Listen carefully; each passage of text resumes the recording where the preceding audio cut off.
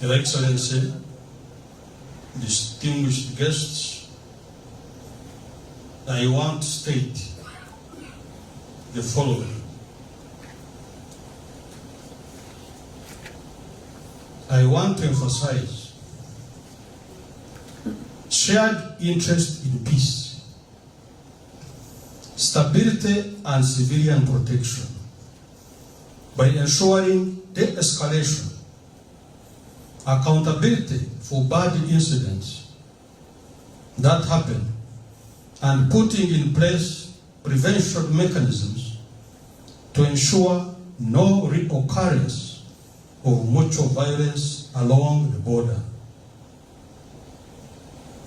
but also avoid misinformation and inflammatory narratives that lead to emotional responses. As leaders of the two sister countries and communities, we should be and always act promptly.